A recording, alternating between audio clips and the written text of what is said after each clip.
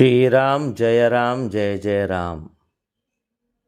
ஹனுமத் ஜெயந்தி மார்கழி மாதம் வரக்கூடிய மூல நட்சத்திரம் அனுமனின் திரு நட்சத்திரமாக கொண்டாடப்படுகின்றது.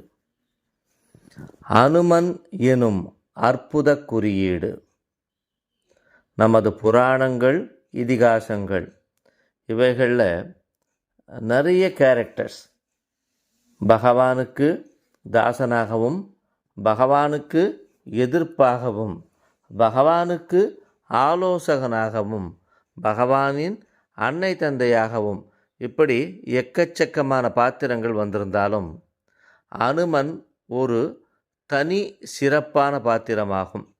அனுமன் தான் வாழுகின்ற வாழ்க்கை மூலம், ஏன் இந்த வாழுகின்றன்னு இன்றைக்கி இருக்க மாதிரி சொல்கிறோம்னா, சிரஞ்சீவி இன்றைக்கும் அனுமன் இருந்துட்டுருக்கார். தான் வாழுகின்ற வாழ்க்கை மூலம், தனது செயல்பாடுகளின் மூலம் ஒரு அற்புதமான குறியீட்டை ஜீவாத்மாக்களாகிய நமக்கு வழங்குகின்றார். அனுமனின் முதல் சாதனை பக்தி பாவம். ஒரு பாவம், ஒரு தாசன், ஒரு பக்தன் எவ்வாறு இருக்க வேண்டும் என்பதற்கு அனுமனே சாட்சி. 2 சம்பவங்கள் சொல்லப்படுகின்றன. சம்பூர்ண ராமாயணம், சீதா பிராட்டியை இலங்கையிலிருந்து அழைச்சிட்டு ராமர் அயோத்திக்கு ராஜ்ய பரிபாலனம் செய்து கொண்டிருக்கின்றார். அப்போது அவருடைய நித்திய சேவையில் அனுமன் இருக்கின்றார். ஒரு முறை இளைய பெருமாள் லக்ஷ்மணனுக்கு ஒரு சந்தேகம் வருது. அனுமன் தான் வசத்தியா, நாங்கள்லாம் அந்த தாசஸ்ய பாவத்தில் இருக்க முடியாதா? எங்களால் ராமா உனக்கு சேவை செய்ய முடியாதா? அனுமன் என்ன வசதி அப்படின்னு மனசில் ஒரு எண்ணம் வருது. இதை புரிந்து கொண்ட ராமர் ஒரு நாள் சொல்கின்றார், இன்றைக்கி ஒரு நாள் அனுமன் எனக்கு சேவை செய்ய வேண்டாம், நீங்கள் யாராவது அந்த பொறுப்பை எடுத்துக்கோங்க அப்படின்னு சொல்லும்போது மிகுந்த மகிழ்ச்சியுடன் இளையாழ்வார் அந்த பொறுப்பை எடுத்துக்கிறார். காலையிலிருந்து ராமனுக்கு தேவையான அனைத்தும் செய்யப்பட்டு விட்டது. காலத்தில் எழுந்துக்கிறச்சே என்னென்ன உபச்சாரங்கள் வேணுமோ அத்தனையும் செஞ்சுட்டு ராத்திரி சயனத்துக்கு போகும்போது கால் அமைக்கி விடுறது, அது வரைக்கும் செஞ்சாச்சு. செஞ்சு முடிச்சோன்னு அனுமனது கூட இருந்தே பார்த்துட்டுருக்கார். ஏன்னா ராமனோட இன்ஸ்ட்ரக்ஷன், இன்றைக்கி நீ கொஞ்சம் பிரேக் எடுத்துக்கோ, உனக்கு இன்றைக்கி வீக் ஆஃப், பிரேக் எடுத்துக்கோ, கூட இருந்து பார்த்துக்கோ அப்படின்னும்போது எல்லாம் முடிஞ்சிருது.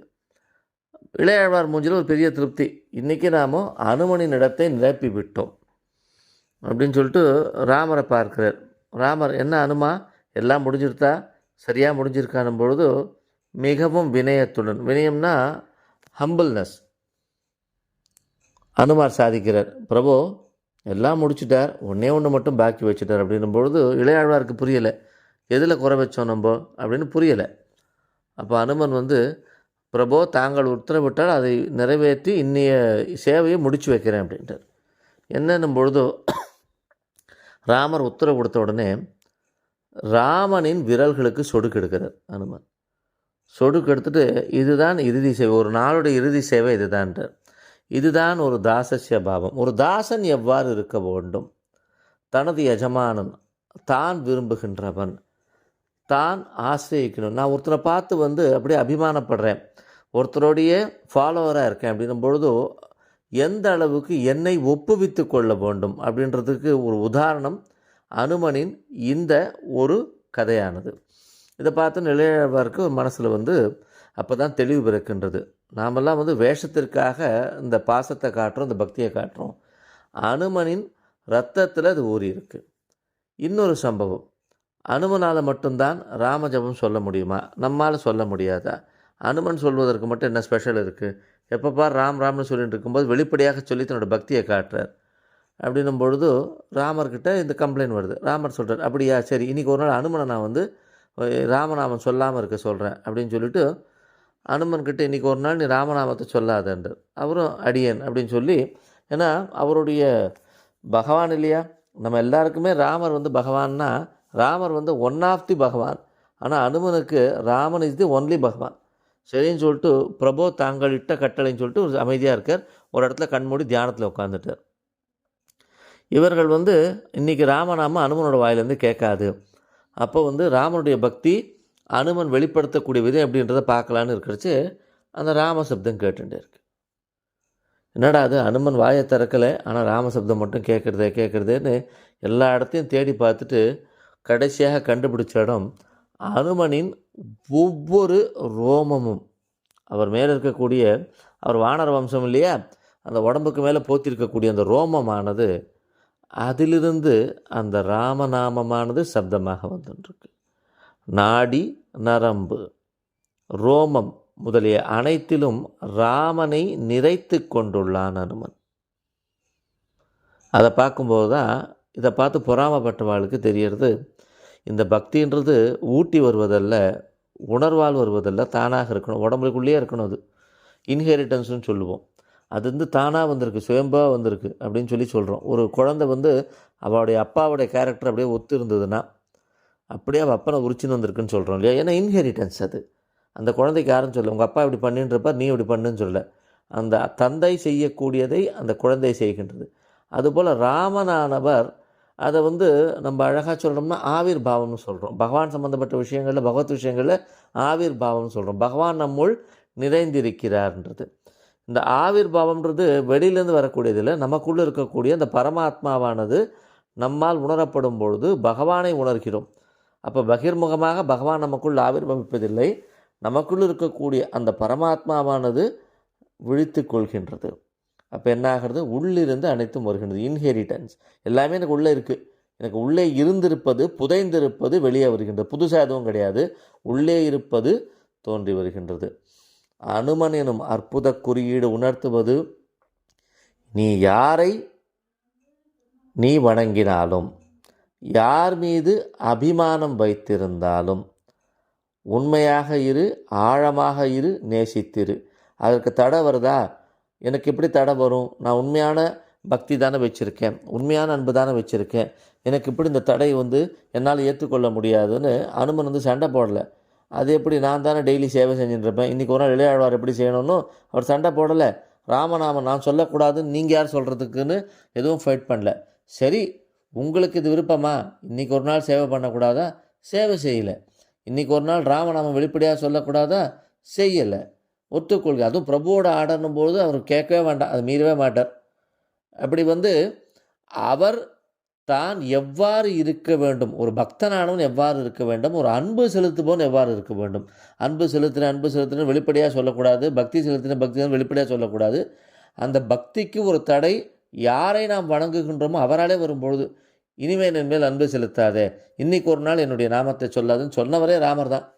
அப்படி இருந்தாலும் அதை கேட்டுட்டு, சரி உனக்கு அதுதான் சந்தோஷமா ராமா, நீ இட்ட கட்டளை இல்லவா, சிரம் தாழ்த்தி ஏற்றுக்கொள்கிறேன், எனக்கு அதில் எந்த கஷ்டமும் கிடையாது. ஆனால் என்னுடைய பக்தி மாறாது. அது எப்படி உணர்த்தினர்? அந்த ரோமங்களில் வரக்கூடிய ராமநாம ஜபம். இந்த ரோமங்களில் வரக்கூடிய ராமநாம ஜபமானது உணர்த்துகின்றது. ராமரே தடுத்தாலும் உணர்த்துகின்றது. இறுதியாக ஒரு விஷயம், இப்படி தன்னுடைய பிரபுவான ராமனின் கட்டளை ஏற்றுண்டவர் என்ன சொன்னாலும் கேட்டுப்பான்னு ராமருக்கு தெரியும். ஆனாலும் ராமர் அவர்கிட்ட ஒரு ஆலோசனை கேட்குறார். இந்த பிறவி முடிஞ்சு வைகுந்தம் போக போகிறேன், நீ என்னோடய வந்துடுவாருமா அப்படின்னும் பொழுது, வந்து தான் ஆகணும்னு சொல்லியிருந்தா இவருக்கு எதிர்த்து பேசுகிறதுக்கு வாய்ப்பு இல்லை, அடியேன்னு சொல்லிட்டு வந்திருப்பார். ஆனால் அனுமனை பற்றி ராமருக்கு தெரியும். ஏன்னா இன்ஹெரிட்டடில் உள்ளுக்குள்ளே தானே இருக்கார், அனுமனோட உள்ளுக்குள்ளே இருக்கிறதுனால கேட்குறார், நீ என்னோட வைகுந்தத்துக்கு வரையானு. அனுமன் கேட்கக்கூடிய ஒரு கேள்வி, ராமா, அடியன் வைகுந்தம் வர தயாராக இருக்கிறேன், அங்கு தாங்கள் ராமராக இருப்பீர்களா இல்லை மகாவிஷ்ணுவாக இருப்பீர்களா? இல்லைப்பா, இந்த காரியம் முடிஞ்சு போச்சு, இந்த ட்ரெஸ்ஸை கழட்டி போட்டுடணும், இந்த வேஷம் கழிச்சிடுறேன், அங்கே மகாவிஷ்ணு தான், எது ஒரிஜினல் ஃபார்மோ அங்கே தான், அங்கே அப்படி தான் இருப்பேன், இங்கே தான் ராமன் போது, அப்போது எனக்கு வைகுந்தம் வேண்டாம். தன்னுடைய பிரபுவை எதிர்த்து செல்வதற்கான ஒரு வாய்ப்பு எவ்வளோ பவ்யமாக சொல்கிறார். ராமன் என்ன சொன்னாலும் கேட்டுக்கிறேன்னு நீங்கள் சொல்லலை. அவர் தான் அப்படி ஒரு அடிமை தாசன் இருந்தால் கூட நீ என்ன சொன்னாலும் கேட்டுக்கிறேன்றது இங்கே அவர் தயாராக இல்லை. அதை மனசில் புரிஞ்சுருந்தா வரியான்னு கேட்குற, வந்தாகணும்னு சொல்லியிருந்தால் போயா இருக்கணும், ஆனால் வரியான்னு சொல்லி இவருக்கு ஒரு ப்ரிவிலேஜ் கொடுக்குறார் ராமர்.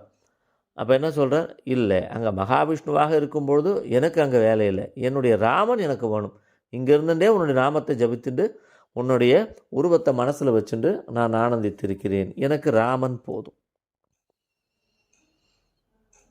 ஒரு தாசனுக்கு தர வேண்டிய முக்கியத்துவத்தை பகவான் அளிக்கின்றான். பகவான் அளிக்கின்ற முக்கியத்துவத்தை தாசன் பயன்படுத்தி கொள்கின்றான். இவ்வாறு பயன்படுத்தி கொள்கின்றான்னா, முதல்ல தாசன் வந்து பகவானிட்ட கட்டளை எதுவாக இருந்தாலும் தன்னால் அது ஜீரணிக்க முடியலனாலும் பகவானிட்ட கட்டளைன்னு ஏற்றுண்டு அங்கேயும் தன்னுடைய அந்த பாவத்தை, தன்னுடைய பக்தியை வெளிப்படுத்துகின்றான், அருமையாக வெளிப்படுத்துகின்றான். அனுமனை வந்து கண்ட்ரோல் பண்ணணும்னு நினச்சி அத்தனை பேருமே அன்றைக்கி வந்து தோற்று போயாச்சு, 2 இன்ஸ்டன்ட்லையுமே தோற்று போயாச்சு. அடுத்ததாக பகவான் பயப்படுறான், இவங்கிட்ட வானா வந்துடுவான், ஆனால் அங்கே வந்து பிரச்சனை பண்ண போகிறான்னு இவனையே கேட்டுருவான்னு சொல்லி பகவான் தாசனுக்கு முன்னுரிமை தருகின்றான். இந்த நேரத்தில் பகவானே உன் இஷ்டம்னு சொல்ல அனுமர், உன் இஷ்டம், நீ என்னை அழைச்சும் போகிறதுனா அழைச்சும் போ, இல்லை இங்கே இருக்க சொன்னால் கூட இருக்கிறேன், நீ என்ன கட்டளைன்னு சொல்ல, இப்போ எனக்கு தேவையானது இது. நீ அன்பு செலுத்த வேண்டாம்னு சொல்லிட்ட, ஆனால் உனக்காக நான் செலுத்தலை, என் மனசுக்குள்ளே அந்த அன்பு இருக்க வேண்டான்னு சொல்கிறதுக்கான உரிமை யாருக்கும் இல்லை, அது எனக்கு மட்டும்தான் இருக்குது.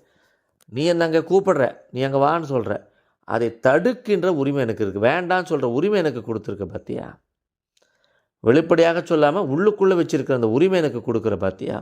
இதுதான் பக்தனுக்கு பகவான் அளிக்கின்ற பிரசாதம். அனுமன் நமக்கு சொல்லக்கூடிய குறியீடு என்னவென்றால், எதையின் மீது நாம் பக்தி செலுத்துகின்றோமோ, எதன் மீது நமது அனைத்து இந்திரியங்களும் அனைத்து புலன்களும் ஒரு சேர ஒரு கான்சன்ட்ரேட்டடாக இருக்குமோ அதிலிருந்து தவற வேண்டாம்.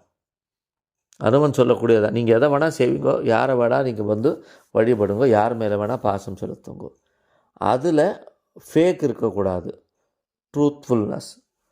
அதில் வந்து சில பேர் பார்த்திங்கன்னா ஒரு கோயிலுக்கு போகிறது லிஸ்ட்டு வச்சுருப்போம், இந்த பெருமாள் சேவிச்சு அந்த பெருமாள் சேவிச்சு இந்த பெருமாள் தான் வசதி, ஏன்னா வணங்குறதே பகவானின் ஒரு ரூபங்களை பல ரூபங்களாக வழிபடுறோன்ற அந்த ஒரு ஞானம் இல்லாத ஒரு அஜ்ஞானம். இந்த கோயிலுக்கு போனால் இந்த பெருமாள் வசதி, அந்த கோயிலுக்கு போனால் அந்த பெருமாள் வசதி அப்படின்னு அவர்களுக்குள்ளே ஒரு கன்ஃபியூஷன்.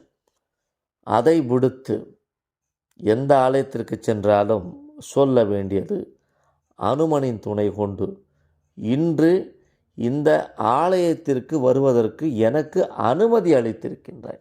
அனுமானை தான் சொல்கிறார், மனசில் சொல்கிறதே என்னென்னா, இன்றைக்கி உனக்கு சேவை செய்ய வேண்டான்னு எனக்கு நீ கட்டளை கொடுத்துருக்க, அப்போ இன்றைக்கி உன்னுடைய அனுமதி இல்லை, இன்றைக்கி நாமஜபம் சொல்லக்கூடாதுன்னு உத்தரவு போட்டிருக்க, இன்றைக்கி வெளிப்படையாக பகிர்முகமாக சொல்லக்கூடிய அனுமதி இல்லை.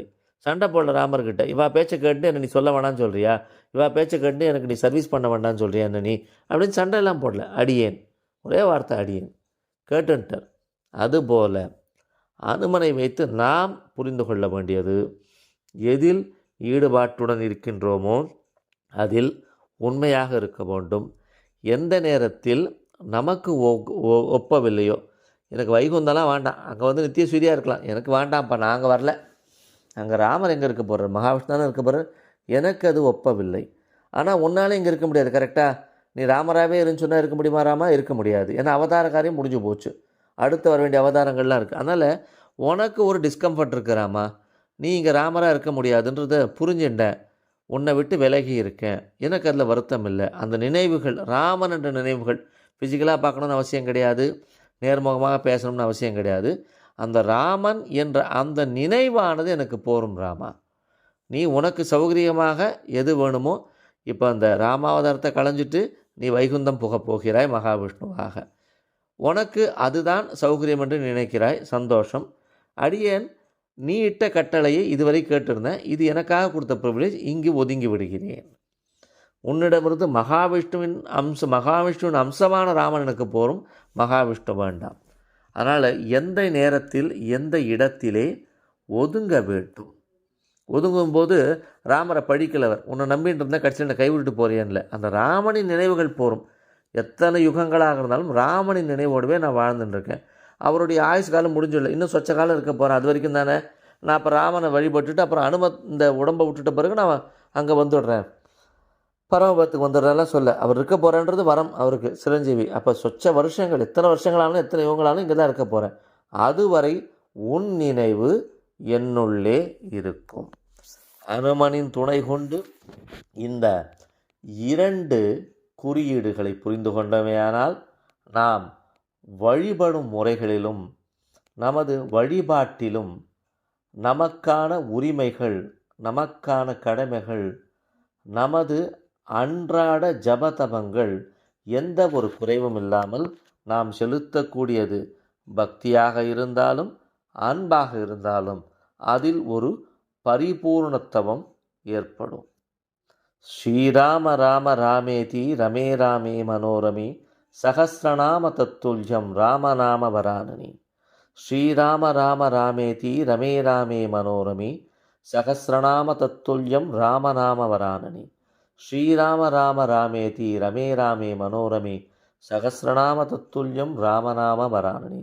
ஸ்ரீராமநாம வரானன ஓம் நம இதி.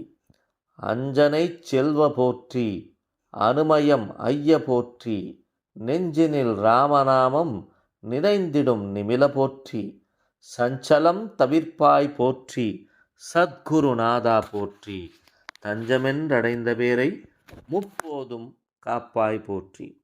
நன்றி மற்றும் வணக்கங்களுடன் கூரம் திருவாழி சுந்தரம் முகுந்த ராமானுஜதாசன்.